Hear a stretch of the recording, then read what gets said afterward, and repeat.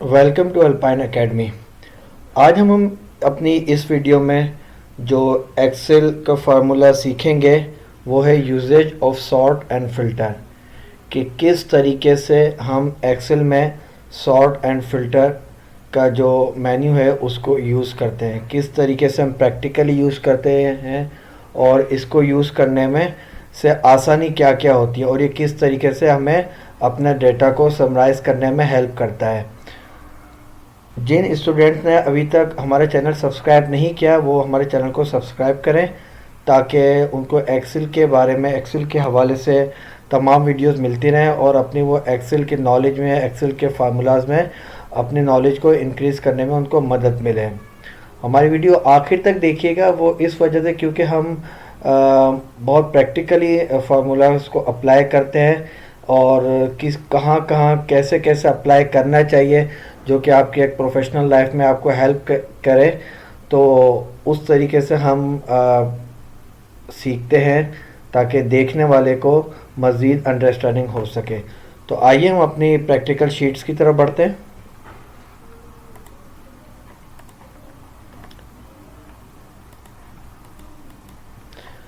Let's suppose के एक कुछ भी एक डेटा होता है, ये ABC इलेक्ट्रॉनिक शॉप है, ठीक है। परचेजिंग डिटेल है, आइटम कौन कौन से हैं, मैं डेटा कुछ राइट कर लेता हूँ। LED, कोई भी डेटा राइट कर लें आप, जैसे मैंने LED किया, रेफ किया, डीप फ्रीज़र कर लिया, टेबल्स कर लिए, चेयर कर ली, ठीक है। कुछ भी डेटा आप राइट कर लें। इसके अलावा लैपटॉप कर लिए, माउस कर लिया, और इसके अलावा आप मोबाइल फ़ोन्स कर लिए, ठीक है। ये मैंने कुछ डेटा राइट किया है और यहाँ पर मैं लिख लेता हूँ कि परचेज़, ठीक है। LED मैंने 22, ये मैं परचेजिंग मैंने किया कुछ, ठीक है। इसी तरीके से ये लेट सपोज ये मैंने डेट में लिख देता हूँ 22 जुलाई।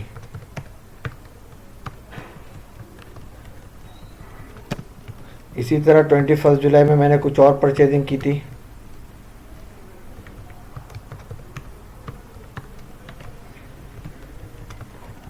इसकी मैंने 20 डेटा में इस वजह से लिखता हूँ ताकि आपको पता चल सके कि प्रैक्टिकली क्या क्या हो सकता है। इसी तरह 20 जुलाई में मैंने कुछ परचेजिंग की थी,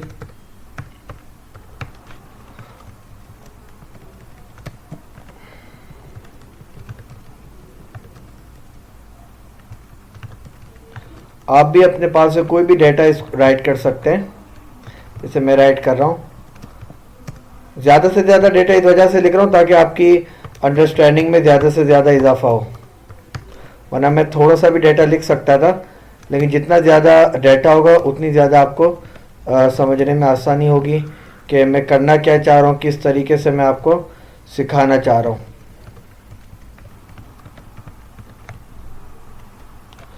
ठीक है जी, ये डेटा मैंने राइट कर लिया। अब मैं इसको रॉ को फ्रीज कर दूंगा। रॉ को फ्रीज किस तरह करते हैं, व्यू में जाते हैं, फ्रीज पेन, ये फ्रीज पेन कर दिया तो ये रॉ फ्रीज हो गई। इसको मैंने कंट्रोल B कर दिया, जिससे कि हमने फॉर्मेटिंग में सीखा था, और मैंने इसको अंडरलाइन कर दिया। क्लियर है। अच्छा, एक दूसरी चीज़ ये कि यहाँ पर मैं एक फॉर्मूला लगा रहा हूँ, इस फॉर्मूले को आप गौर से देखिएगा। इस फॉर्मूले को लगाने का मतलब मैं आपको बाद में बताऊंगा, लेकिन आप इस फॉर्मूले को देखिएगा मैं किस तरह लगा। इक्वल सब total 9 comma data selection bracket close, ठीक है।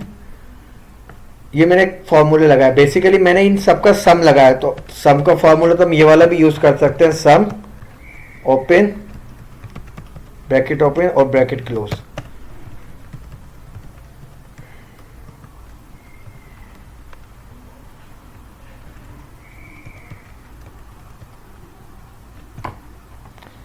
ये वाला सम का फॉर्मूला हम यूज कर सकते हैं, सम, ठीक है।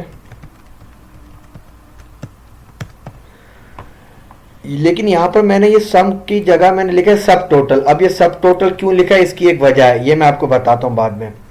अब यहाँ पर मैं फिल्टर अप्लाई करता हूँ। फिल्टर किस तरीके से अप्लाई करते हैं, डेटा में जाएंगे, ये फिल्टर कर दिया, फिल्टर हटा दिया तो ये हट गए, ये फिल्टर कर दिया तो आ गए। अब लेट सपोज मैं ये देखता हूँ कि मैंने 22 जुलाई में कितना आइटम परचेज किया है, तो मैं सिंपल इसको क्लिक करूंगा। यहाँ पर आप देखें डेट्स आ रही हैं 19, 20, 21, 22। मैंने सेलेक्ट ऑल पे अनचेक कर दिया और मुझे सिर्फ परचेजिंग देखनी है 22 की, तो मैंने 22 को क्लिक किया तो 22 में ये मैंने परचेजिंग की। अच्छा, अब आप ये देखें कि यहाँ पर मैंने जो आइटम यहाँ पे जो टोटल आया है वो सिर्फ और सिर्फ उसका टोटल आया जो सिलेक्शन हुई है, वरना क्या होता था, वरना पूरी कॉलम का टोटल नहीं आया, सिर्फ और सिर्फ जो सिलेक्शन आई है उसी का टोटल आया है। वो किस वजह से आया है, वो इस वजह से आया क्योंकि मैंने यहाँ पे फॉर्मूला सम का नहीं दिया था, मैंने यहाँ पर सब टोटल का दिया था। तो इस फॉर्मूला की लगाने की लॉजिक ये थी कि जब आप सब टोटल ब्रैकेट ओपन 9 कॉमा और पूरी रो को सिलेक्ट करके फॉर्मूला लगाएंगे तो उससे ये होगा कि जो भी आप सिलेक्शन करेंगे उसका ये टोटल आएगा। तो ये लॉजिक ये थी। अब लेट सपोज मैं यहाँ पर 21 की परचेजिंग देखता हूँ तो यहाँ पर देखें 550 आ गया। अब इसको मैं यहाँ पर इनका एक अपना फॉर्मूला देखने के लिए आया कि मैंने फॉर्मूला सही लगाया है या मैंने गलत लगाया, तो मैंने इसको सेलेक्ट किया सबको, ये देखें 550, इट मीन्स कि बिल्कुल सही लगा है। तो ये लगाने का मतलब ये होता है कि जो डेटा आप सेलेक्ट करेंगे फिल्टर के जरिए ये सम उसी का दिखाएगा।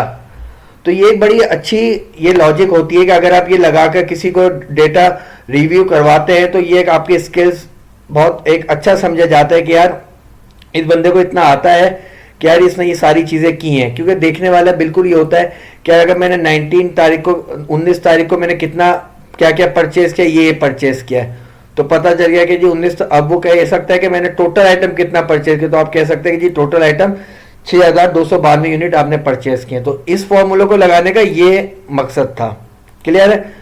और फिल्टर लगाने का मकसद भी आप समझ गए। अब लेट सपोज मैंने 19 सिलेक्शन की। अब मुझे इसमें आप देखें बहुत सारे आइटम्स आ रहे हैं, table, chairs, laptop, mouse, refrigerator, table. अब मुझे सिर्फ ये देखना है कि सिर्फ टेबल की परचेजिंग कितनी है। पहले मैंने डेट पे फिल्टर लगाया, अब मैं यहाँ पे आइटम पे फिल्टर लगा रहा हूँ कि मुझे सिर्फ और सिर्फ देखना है कि टेबल की परचेजिंग कितनी है। सेलेक्ट किया, टेबल सेलेक्ट कर लिया। अब आप देखें मुझे पता चल गया कि जितनी दफा भी मैंने टेबल परचेज किया था वो सब आ गया और टेबल का टोटल आ गया 1408। तो आप यहां पर ये समझ रहे हैं कि फिल्टर लगाने का फायदा क्या होता है, फिल्टर लगाने से हमारा डेटा किस तरीके से समराइज हो सकता है। इसी के साथ अगर आपके बॉस कहते हैं कि जी मुझे माउस की परचेजिंग देखिए 19 तारीख में आपने माउस पे क्लिक किया, ओके क्या। अब देखिए आपने माउस यहाँ पे 4 दफा किया था, अब आप 1 बाय 1 करते तो आपको टाइम लग जाता। तो आपने देख लिया, आपने फिल्टर लगाया, माउस पे क्लिक किया, यहाँ पर आ गया जी 2112 माउस आपने परचेज किए, ठीक है। अब लेट सपोज आपके बॉस कहते हैं कि जी टोटल 19 तारीख से लेकर 22 तारीख में मुझे बताओ माउस की परचेजिंग कितनी हुई। तो आप 1 बाय 1 तो ढूंढेंगे नहीं ना। आप यहाँ पर आइटम में गए, माउस किस में परटेन करता है, आइटम में परटेन करता है। आइटम में गए, सेलेक्ट किया, सेलेक्ट ऑल को पहले अनचेक किया, सिर्फ माउस का डेटा देखना है, माउस को क्लिक किया, ओके किया। तो आप देखें माउस की हमने 19 तारीख में परचेजिंग की है, 20 तारीख में परचेजिंग की और 21 तारीख में परचेजिंग की। टोटल परचेजिंग कितनी की है, 2959 यूनिट हमने परचेज किए। तो फिल्टर लगाने का मकसद मेरा ये होता है, ठीक है। अब मुझे लेट सपोज इस सबको एक असेंडिंग ऑर्डर में करना है। इट मीन्स पहले ए वाले आइटम आए, फिर बी वाले आइटम आए, फिर सी वाले आइटम आए, फिर डी वाले आइटम आए। तो मैं क्या करूंगा, आइटम में जाऊंगा। अब आप यहां देख रहे हैं सॉर्ट ए टू जी, इसको क्लिक किया तो सबसे पहले यहां पर जो सबसे पहले आइटम था वो सी वाला आइटम था। तो सी आया, फिर डी आया, फिर एल आया, फिर एम आया, इसी तरीके से ये सॉर्ट हो गया। अगर मैं Z2A करता हूं तो अब आप ये देखेंगे Z2A में टी सबसे ऊपर आएगा, टी सबसे ऊपर आ गया। अब मुझे ये अब एक तो आप सॉर्टिंग इस तरीके से कर सकते हैं, दूसरी सॉर्टिंग आप इस तरीके से कर सकते हैं कि smallest to largest. Smallest to largest वहां आते हैं जहां पे नंबरिंग होती है, जहां पे वर्डिंग होती है वहां पे A to Z, Z2A आता है, और जहां पर नंबरिंग होती है वहां पे स्मॉलेस्ट टू लार्जेस्ट और लार्जेस्ट टू स्मॉलेस्ट आता है। स्मॉलेस्ट टू लार्जेस्ट का मतलब होता है सबसे बड़ा नंबर। तो यहाँ पर हमने स्मॉलेस्ट टू लार्जेस्ट मीन सबसे छोटे से बड़ा, तो ये छोटे से बड़े की परचेजिंग आ गई कि भाई हमने सबसे कम परचेजिंग एलईडी की पहले 22 की थी, फिर 44 की थी, इसी तरीके से। ठीक है,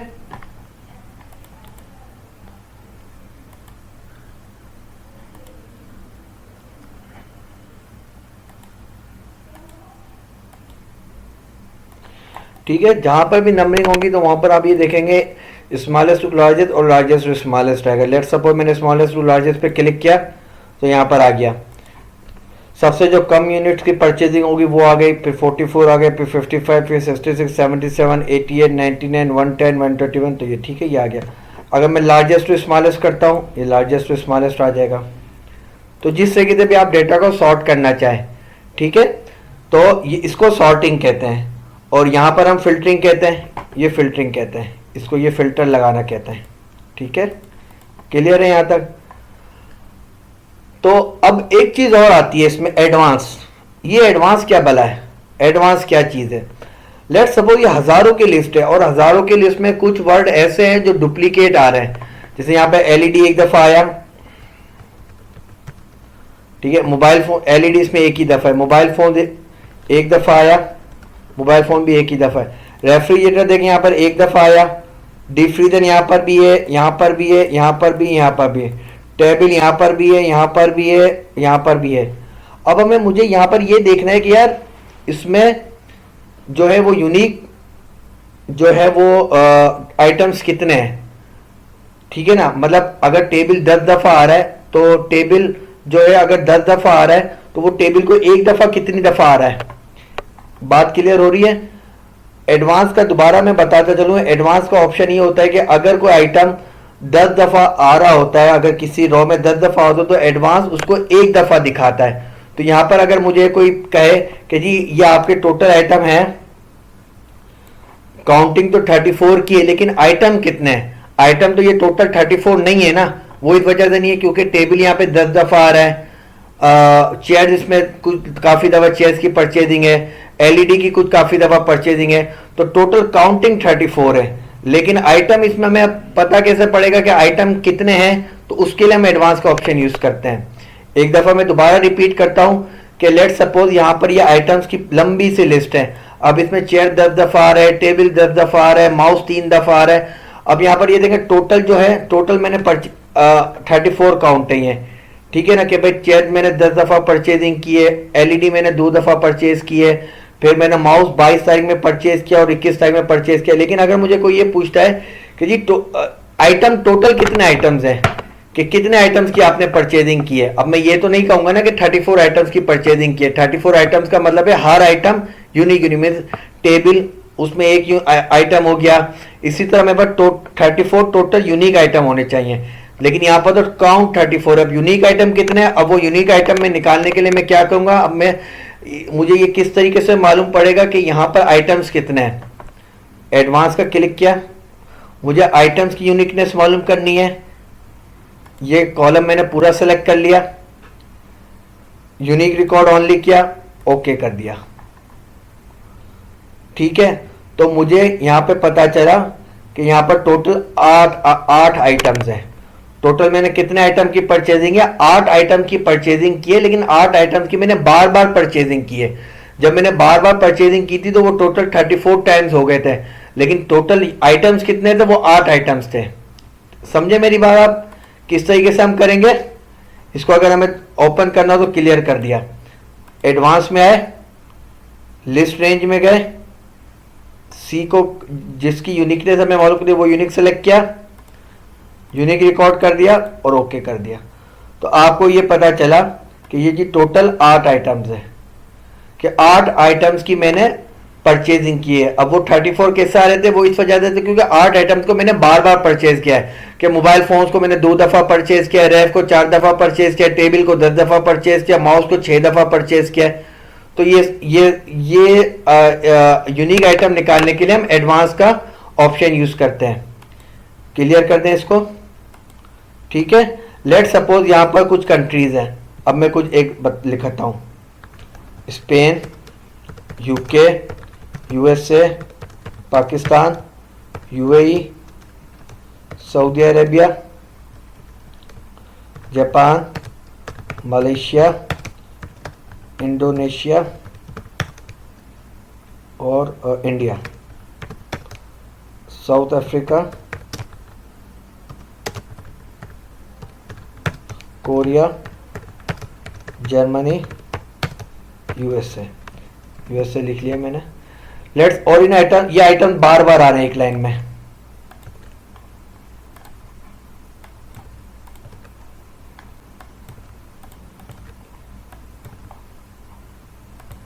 अब इनमें देखें, ये कंट्रीज है। अब इनमें देखें कुछ कंट्री 2 दफा आ रहा है, कोई कंट्री 4 दफा आ रहा है, अब मैं कहूंगा कि यार कंट्रीज टोटल हैं कितने। अब मैं इसको सिलेक्शन करता हूं तो टोटल है तो 60, लेकिन 60 कंट्रीज नहीं, ये 60 काउंट है, क्योंकि इनमें एक कंट्री बार बार रिपीट हो रहा है। अब मुझे इसमें रिपीट नहीं लेना, मुझे सिर्फ एक बताना है कि टोटल कंट्रीज हैं कितने। तो मैं क्या करूंगा, यूनिक रिकॉर्ड मालूम करने के लिए सबसे पहला फिल्टर करेंगे, इसको सॉर्टिंग कर देंगे, A to Z कर देंगे। इसके बाद फिर आप एडवांस के ऑप्शन में आएंगे, इसको क्लिक किया, यूनिक रिकॉर्ड को क्लिक किया। अब आपको पता चल गया कि यहां पर टोटल 13 कंट्रीज है। ठीक है, कभी भी आपको इस तरह यूनिक डेटा सर्च करना हो तो उसको पहले फिल्टर करेंगे। इसी तरह यहां पर भी मैं बताता चलूं, कभी भी आपको यहां पर जैसे इसका यूनिक रिकॉर्ड डेटा सर्च करना हो था तो इसको फिल्टर करके इसको पहले A to Z कर लेंगे, सॉर्ट कर लेंगे। फिर इसके बाद आप एडवांस का ऑप्शन क्लिक करेंगे, यूनिक या इसको C को सेलेक्ट करेंगे। C को सेलेक्ट करने के बाद लिस्ट रेंज में हम C को सेलेक्ट करेंगे। इसके बाद इसको ओपन किया और यूनिक रिकॉर्ड को क्लिक कर दिया।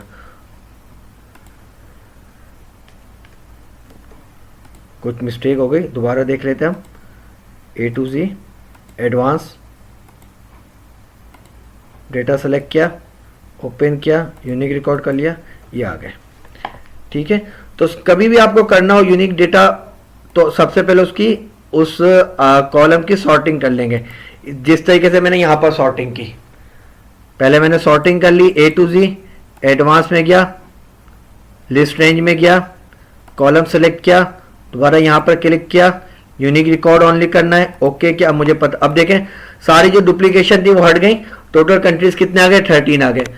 तो फिल्टर एंड सॉर्ट में ये सारी चीजें होती हैं। फिल्टर एंड सॉर्ट का जो एक्सेल में यूजेज होता है वो बहुत ज्यादा होता है, और खासकर इस एडवांस का ऑप्शन में तो बहुत ज्यादा ही होता है। ठीक है, तो इस डेटा को इस वीडियोस को बार बार देखिएगा और देखिएगा कि मैंने कहां पर कैसे किस फॉर्मूले को, किस मेन्यू को कैसे यूज किया है। आप अपने डेटा राइट करके अपने तरीके से इसको यूजेज कीजिएगा, और जहां पर आपको लगे कि आपको प्रॉब्लम हो रही है तो आप इस वीडियो को देखिएगा। तो अगर आप इस वीडियो को गौर से देखेंगे और आखिर तक देखेंगे तो जहां पर आपको प्रॉब्लम हो रही है तो आप ये देखेंगे तो आपकी ये प्रॉब्लम सॉर्ट आउट हो जाएगी। इस वीडियो के हवाले से कोई भी क्वेश्चन हो तो आप हमें FB पे मैसेज कर सकते हैं, हमारा FB का एड्रेस आ रहा है, हमें ईमेल कर सकते हैं, हमें व्हाट्सअप कर सकते हैं, और हमारे चैनल सब्सक्राइब कीजिए ताकि मजीद आपको वीडियोस मिलती रहें और आपकी एक्सेल की नॉलेज में इजाफा होता रहे। Thank you.